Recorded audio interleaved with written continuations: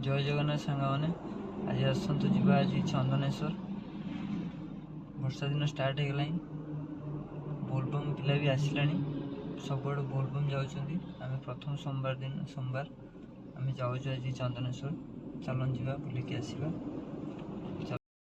मत लगे आज खाई हे महादेव कहते चंदनेश्वर पहुँचले खाई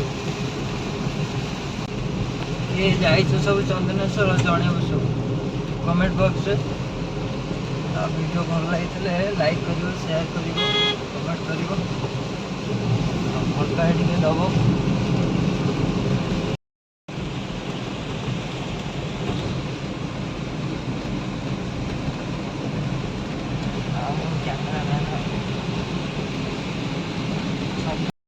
आज बहुत जोर वर्षा होता बाटर किसी खाई देना गलु खाई नु सका पलू किसी की सांग मैंने बहुत जोर वर्षा हो अधा रास्ता बुड़ी भी जाइए बिल फिल अवस्था ना पानीमय आम पाखापाखि पहुँचा हो गलु भितर आम कहलु गीत टे शुणिकिना जा भल लगे ठाकुर गीत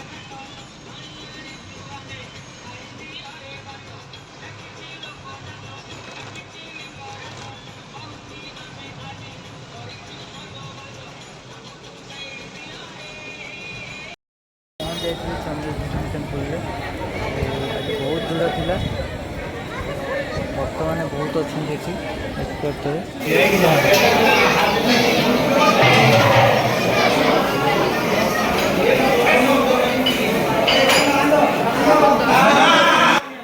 पहुँचु दीटा तीन टा हो जाता आमको भितर को छाड़ा से बाहर पटू आम जहाँ देखिलु ये सब ठीक ठाक अच्छे कि नना मैंने बहुत मिसबिहेव कर पैसा देले भितर को आम देखा भलसे देखू ना देखा देख ना एमती सब ट्रिट कर प्रशासन प्रति टे ध्यान देवा दरकार कहीं एत बाटू जड़े आसो जी 1500 नहीं दर्शन कर लोक मैंने किए आसबे भल लगे ओवरऑल बहुत भीड़ थिला आम पहुँचलु सब जगह बुलिलु जो मैंने सब दर्शन करते आसते दूर दूर आसते दर्शन करते आउ सब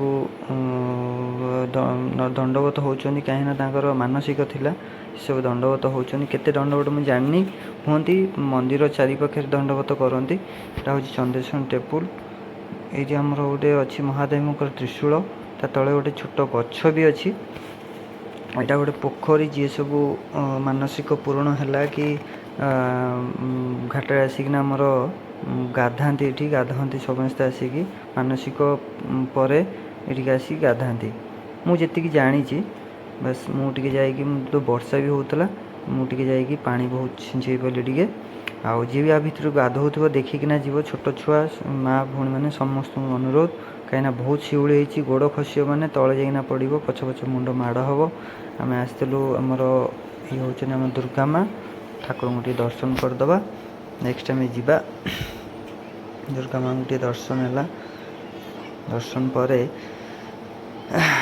वीडियो करी ठिया ये हूँ भ्यू तार ये हूँ आमर ये सब मानसिक रखिकिना रखती आ गोटे छोट कौन मिलूँ ठाकुर से बंधा हुए ये मानसिक करती जहाँ मानसिक रखती ये फुलफिल हुए शास्त्र भी अच्छी यहाँ सेठिका लोक बासिंदा कहती तापर आउ गोटे जिनिस प्रशासन अनुरोध ये जिते भी सब भक्त मैंने आसुँच बहुत माने जगटा को खराब कर कहीं परिष्कार रखुना सबुआड़े कचरा मचरा कदली चोपा ये पकईकिना जापर आम आसु आसु काउड़िया मैंने भी आसुले ही काउड़िया मैंने भी आसीगले पहुँचीगले बहुत बाटर आसुले माँ भौणी मैंने छोट छोट छुआ नेक्स्ट आमर ठाकुर दर्शन सैला ये बाहर पटर भ्यू बहुत लोक थे बहुत भीड़ थिला तो आम गाड़ी पाखक जामर दीघा सी बीच जा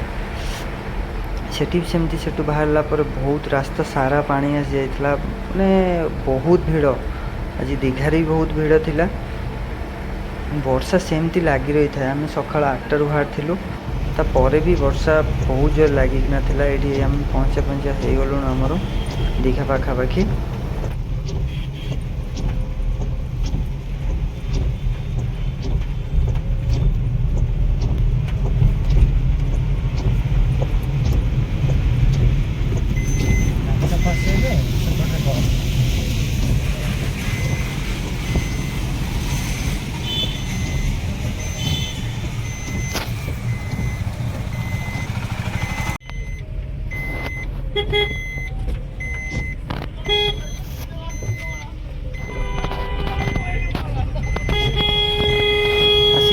ଯାଇଥିଲୁ ଆମର ଦୀଘା ବିଚ୍ ପାଖାପାଖି। ବହୁତ ଭିଡ଼ ଥିଲା। ଗାଡ଼ିଟା ପାର୍କିଂ କରି ଯେଉଁଠି ଆମେ ପାର୍କିଂ କରିବା ଜାଗାଟା, ସେଇ ଜାଗାଟା ପୁରା ପାଣି ଫୁଲ୍ ହେଇଯାଇଥିଲା। ସେ ତା'ର ଭିଡ଼ିଓ ମୁଁ କରିପାରିନି, କାହିଁକିନା ସେଠି ପହଞ୍ଚିଲା ପରେ ବହୁତ ଜୋରେ ବର୍ଷା ହେଇଥିଲା ଆଉ ବହୁତ ଲୋକ ଥିଲେ। ମାନେ ଠାକୁରଙ୍କ ପାଖରେ ବି ଏତେ ଲୋକ ଆମେ ଦେଖିନଥିଲୁ। ଆସିକି ପହଞ୍ଚି ସେ ରୋଡ଼ରେ ଆମେ ଯାଉଛୁ। ତାପରେ ବିଚ୍କୁ ଯାଇଥିଲୁ। ଏଠିକାର ପ୍ରଶାସନ ମାନେ କ'ଣ ମୁଁ ଜାଣିପାରୁନି, ଏତେ ବର୍ଷା ହେଉଛି, ଏତେ ପାଣି ବି ଏତେ ଅଛି, ତାପରେ ବି ପୋଲିସ ମାନେ ଅଛନ୍ତି ତାଙ୍କ ସାଇଡ଼୍ରେ ବି ଛିଡ଼ା ହେଇଛନ୍ତି। ତାପରେ ବି ସେ ଲୋକମାନେ ଯାଉଛନ୍ତି ଗାଧୋଇବା ପାଇଁ, କାହା କଥା ବି ଏଠି ଶୁଣୁନାହାନ୍ତି। ବହୁତ ସାରା ଭିଡ଼ ଥିଲେ। ଯଦି ବି କିଛି ଅଘଟଣ ଘଟିବ ମାନେ କହିହେବନି, କେତେବେଳେ କ'ଣ ହେଇପାରେ ଠିକ୍ ଠିକଣା ନାହିଁ। ସେଠି ଆମେ ଆସିଥିଲୁ କାହିଁକିନା ବର୍ଷା ହେଉଥିଲା, ଠିଆ ହେଇପାରିଲୁନି। ସେଠୁ ଆମେ ଛାଡ଼ିକି ଆସିଗଲୁ ଆମର ଦୀଘା ମନ୍ଦିର, ଯେଉଁଟାକି ଜଗନ୍ନାଥ ମନ୍ଦିର ଅଛି। ସେଠିକି ଆମେ ପଳେଇ ଆସିଥିଲୁ। ସେଠି ବି ସେମିତି ବର୍ଷା ଚାଲୁଥାଏ, ବର୍ଷା ବି ବହୁତ ଜୋର ହେଉଥାଏ।